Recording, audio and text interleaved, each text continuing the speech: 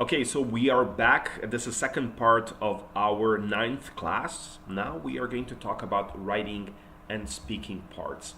A lot of my students keep repeating, asking me questions about writings, about what to do, how to prepare better, for the task 1 and task 2 of a writing task, how to speak better.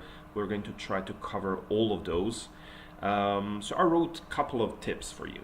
In terms of Celpip writing, of course, you remember that you will find 2 tasks to complete in the writing section.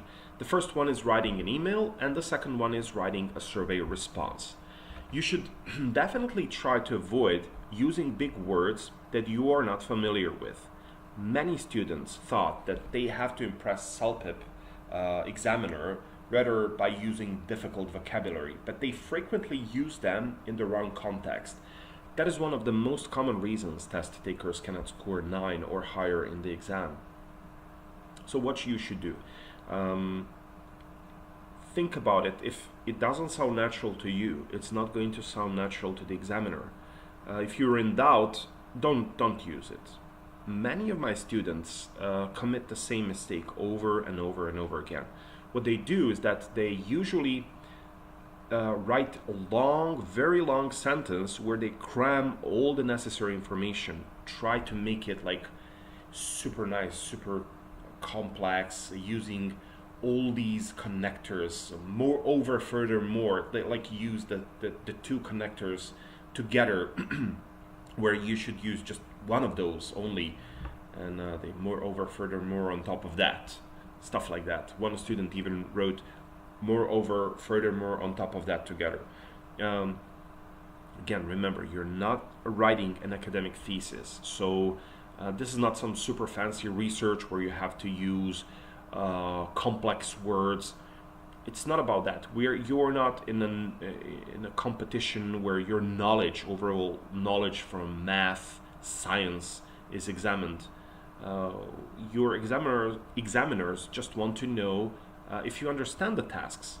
So in the first, if you remember in the writing task 1, what you need to pay attention to is the basic structure.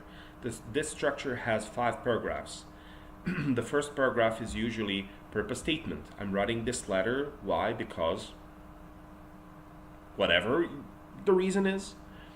Then the second, third, and fourth paragraph, they usually follow first, second, and third bullet point in the task. Remember that. It should be very simple, but a lot of students keep forgetting that.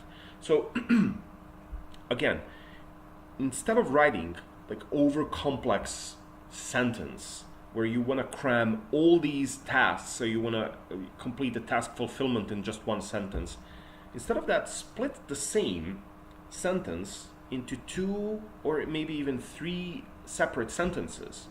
Make it simple, right?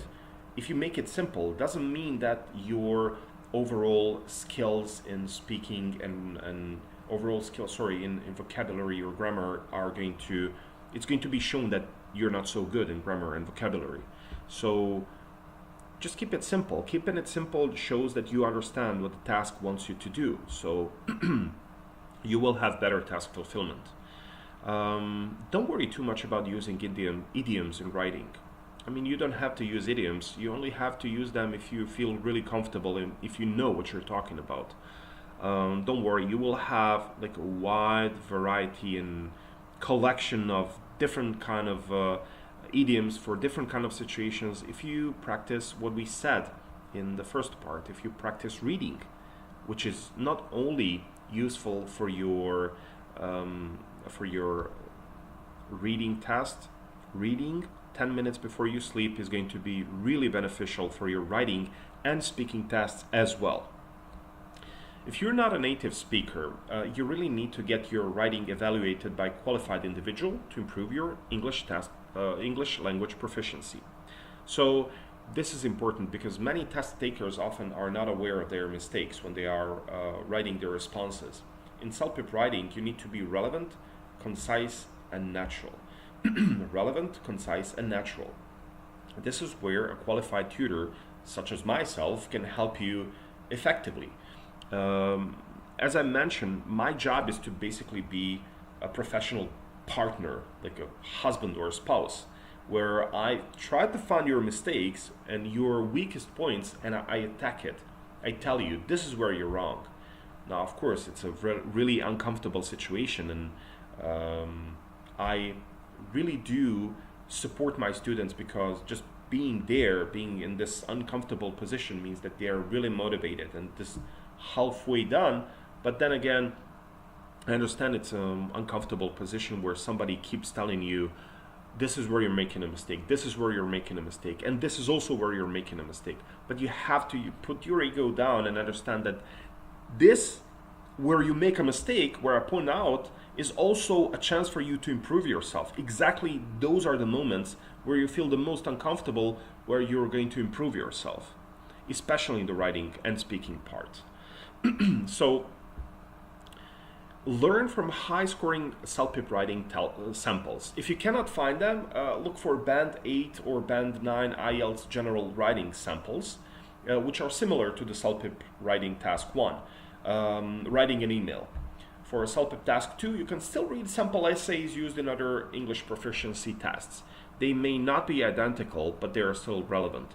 The more you are familiar with those, like, sorry, you don't have to you don't have to tell yourself, I'm going to study this now. You know, just take a 10 minutes. Say like, oh, okay, I'm going to take a couple of minutes just to read through. I don't have to study them. I don't have to do this.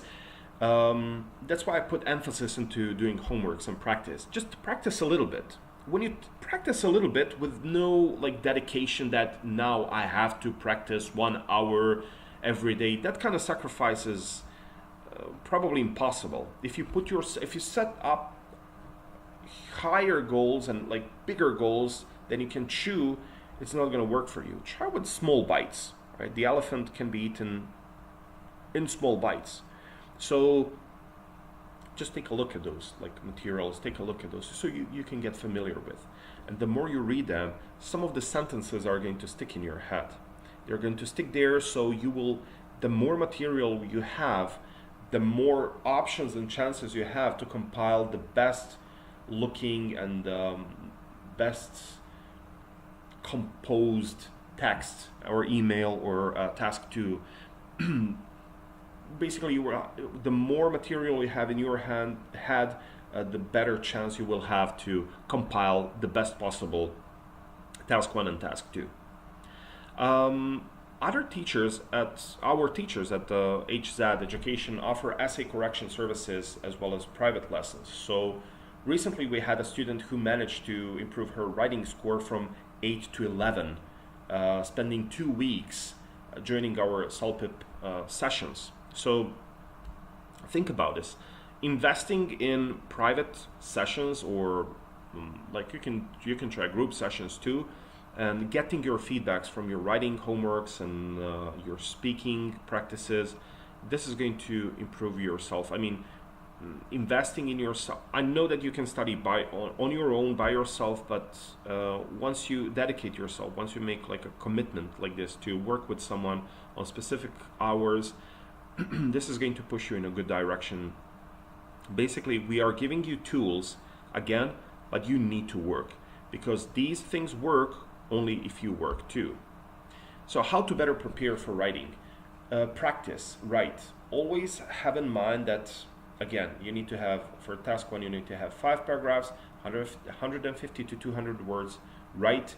Take a look at the other examples. When it comes to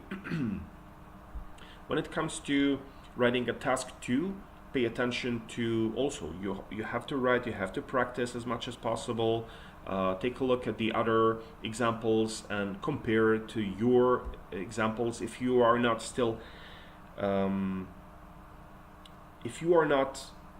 confident enough with your current English skills, then read.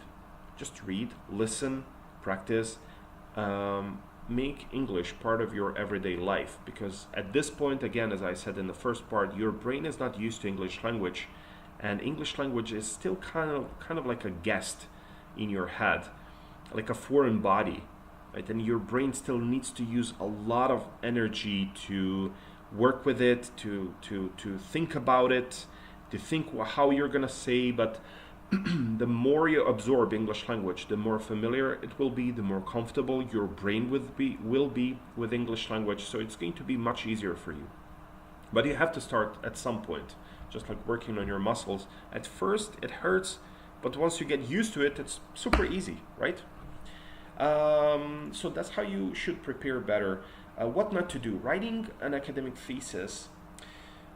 Yeah, as I mentioned, you shouldn't write long sentences. If you see that your sentence is way too long, split it into 2 or 3 sentences so it makes more sense. Pay attention to your bullet points and task fulfillment. Now we're coming to the grammar issue. The reason why, how would you know that you make a lot of grammar issues? Well, I mean, you can know if I tell you in your private lessons, but what if I leave you alone and now you have to study on your own? So if you don't have money to afford to have private lessons, you can still practice on your own. That's why Grammarly works. You can have like a basic Grammarly that you don't have to pay. Basic Grammarly gives you pretty nice features as well, so it's going to show you how to write in a more natural way. At least it's going to show you where you made mistakes. The most common mistakes are writing in tenses. A lot of my students, sorry, apart from spelling mistakes, they make a lot of articles. They put at, on, in, prepositions. They're not in the correct place. Either they're using wrong ones, or they're constantly making mistakes with using them. So either they put them in a wrong place, or then they don't use them at all. But this is fixable. Only thing you need to do is just Google prepositions. Google it. It's going to take like 10 minutes just to take a look at all of those prepositions. And there are not a lot of them. So try to learn how to use them in which place, right? Try to use them, look at them. I mean, study them, Google them. God created Google so you can use it, so you can find your prepositions. Again, Google prepositions, Google the articles, and then also try to work on your tenses. A lot of my students make these kind of mistakes. Now, I want to make sure you know this. Like, I cannot, just like in math, you need to know like basic stuff, 2 times 2. Same as for grammar and writing part. For you to achieve better score in the writing part, you need to work on your grammar. I cannot understand and study it for you. I can show it to you, and I can tell you what are the most common mistakes there, but you need to work there. I mean, I don't want to dedicate my time explaining in our private lessons, explaining tenses, grammar, spelling, basic stuff that you should already know. You need to do that. You need to sacrifice your time. Within a month, less than a month, you can cover all that. And you can be more confident in using correct tenses and correct articles and prepositions. So do it on your own. I mean, it should be it should be really fun activity.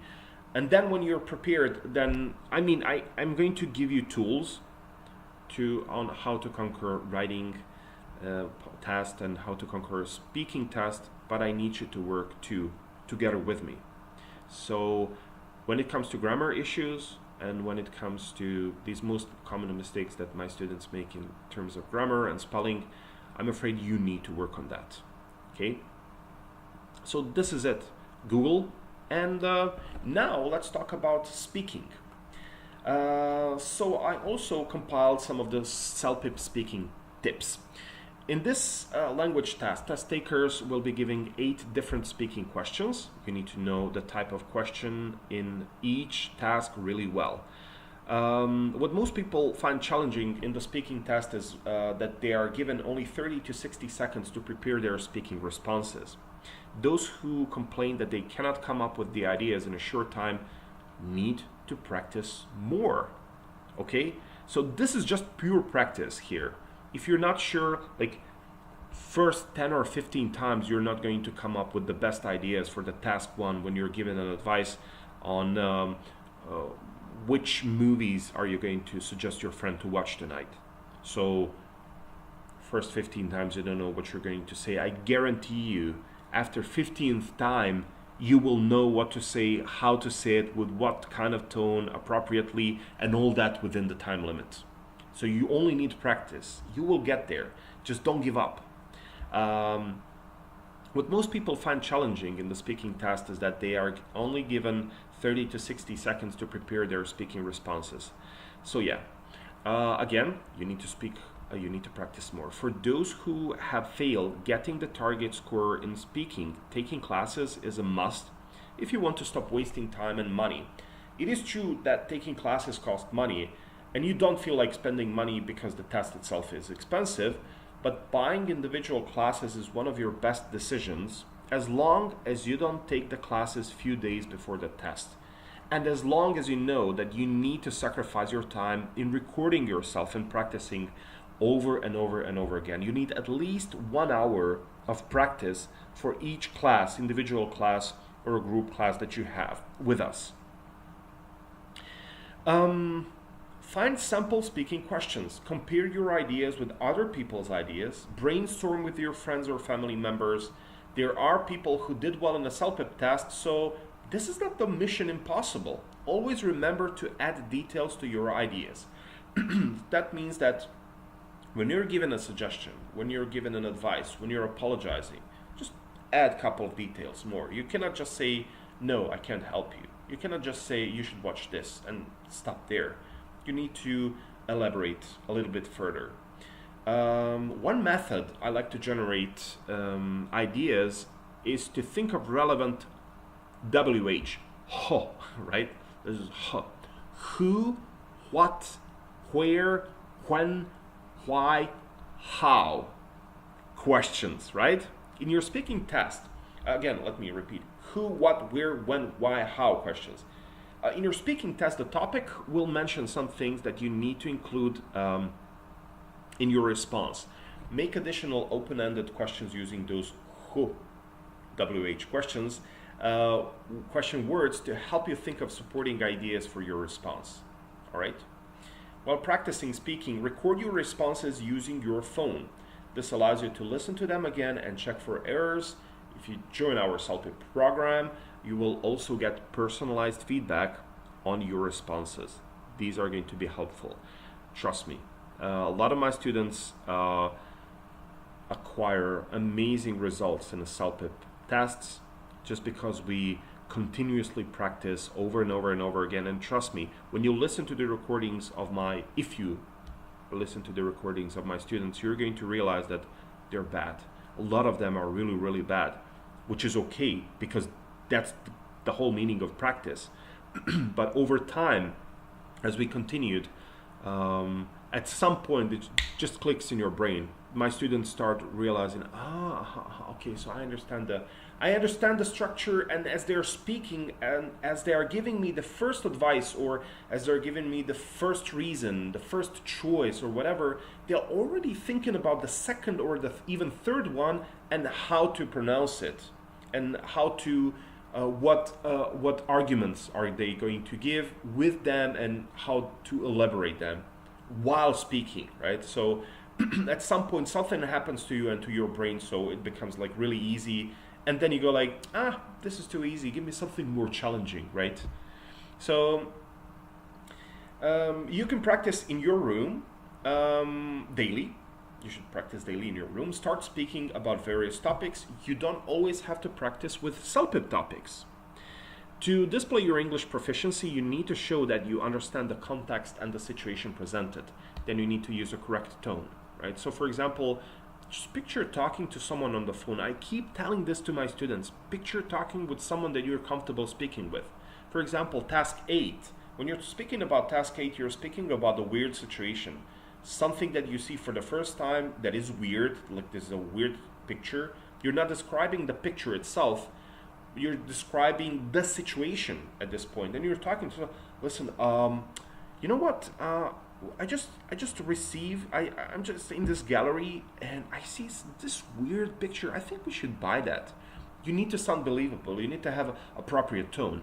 Same like when you're speaking in a task 6, when you're apologizing to someone, or when you're making a difficult decision, you're going to talk like this. Listen, I'm sorry, I understand your situation, but I'm afraid that I cannot help you because of these, and these reasons. However, I have a solution for you. So, to display your English proficiency, yeah, you need to, or for example, when you're in a task 6, of course you're not going to use like, hi, I heard you have a financial problems. I'm not going to help you because my wife doesn't let me loan you any money. So you need to watch out and take care of that. All right. So how to better prepare? How to better prepare? Just prepare. Just record yourself. And how to record? I don't know. Use your anything, phone, computer, whatever. Like today we live in a digitalized world, basically with the glass of water. You can record yourself in a glass of water. That's how advanced this world is. You have millions of different solutions. So, all right. Some delivery exercise tips. All right, here's the thing, very simple. Shoulders back, chin up, and smile. When you do this, when you talk like this, you're tricking your body and your nervous system into feeling comfortable. I keep telling that to my students. It's a really simple, scientifically proven method that it's not like official Celpip method, right? But you can use it for everything before you start the test itself. So remember, turn off your phone, shoulders back, chin up, smile. So this is going to be really good even for your speaking, writing, and your speaking, writing, listening, and reading tests, right? So pronunciation tips. Listen, a lot of people know this, but biting a pencil is really good for you. So I don't know which culture you come from, because our speaking apparatus is different from your native language speaking apparatus. You're definitely going to use different muscles when you're speaking English, and for the speaking part you need to be understandable, right? And that's why, since I work on the radio, I know this. You bite, you chew the pencil as much as you can, like this, right? And then you start speaking, reading some basic sentences, right? So you read a sentence 1, 2, 3 times, take it out from your mouth and read it back again. Okay? So that's also good. Really silly, but make sure when you do that kind of biting a pencil exercise, nobody else can see you, because you're going to look like an idiot, basically. Don't do this. But this is going to help you a lot. Trust me. Before I started working on the radio, they gave me a pencil, and I thought, like, what the hell? I mean, really? This is what I have to do to become a speaker on the radio? Whatever. But this is good for your speaking part. So what not to do in a speaking test? Just don't use a lot of remember. Then when you're speaking, and try not to make long pauses, which means like when you speak and then you go and speak again, and as you're thinking, just because you're not using doesn't mean you have to stop. So overall, let's remember all these tips that I gave you. So I compiled one of the 10 most important tips for improving your Celpip score. So preparing for your Celpip Celpip test may seem like a daunting task, but we're here to help you with these tips on how to improve your score. So familiarize yourself with the test structure and types of questions you will be asked. Knowing what to expect will help you reduce anxiety and focus on the task ahead. Take practice tests in an environment that closely resembles the actual test. Use timed conditions. The key is to feel comfortable and familiar with the way Celpip is administered prior to the actual testing day. Get comfortable answering questions while keeping track of time, and make sure you're prepared to focus in an environment that is not entirely free of distractions, right? You don't want to go to a library to prepare, because the test center can actually be a little bit noisy. Be sure to practice reading, listening, and writing on a computer with digital sample tests or other exercises. It's important that you feel comfortable using a desktop or laptop, as well as typing under time constraints. Since you will be expected to listen to the passages and speak some answers, it is also important to have a good quality speakers, headphones, and microphone for your practice sessions. For the speaking session, have some practice conversation tools with a friend and ask for feedback. All right? Always read the complete instructions before attempting questions. Focus, remember? It is understandable that you may feel some time pressure, but it would be a huge mistake to rush into answering questions before you fully reading them. So slow down and make sure you understand what you're being asked before answering. Never leave any questions unanswered. Remember, there is no negative marking for incorrect answers, so if you're unsure, eliminate the choices that are obviously wrong and take your best guesses. In the writing and speaking section, you're being tested on your grasp of English language, not subject matter expertise. All right? So there are no incorrect answers in these sections, so just express yourself the best you can, be creative, be who you are. All right? Also make it simple, don't overcomplicate it. During the test, you will not be allowed to return to earlier sections because, during the test you will not be allowed to return to earlier sections once the time for that section has elapsed, so be sure you manage your time properly. This is why it's imperative that you practice answering questions under time constraints before taking the actual Celpip. If you're taking too long on one answer, take your best guess and move on. Remember, there's no penalty for wrong answers, and if you find yourself with extra time within that last section, you can always return to that question later. Stick with words and language you're familiar with. While it is good to include some advanced vocabulary, only do so if you fully understand the word's meaning and are using it in the right context. It's much better to stick with what you know than make unnecessary errors by stretching your abilities. Relax before exam. Be sure to sleep well the night before so that you are well rested and ready for the test. And make sure you go to the bathroom, eat a good meal, and hydrate beforehand as well.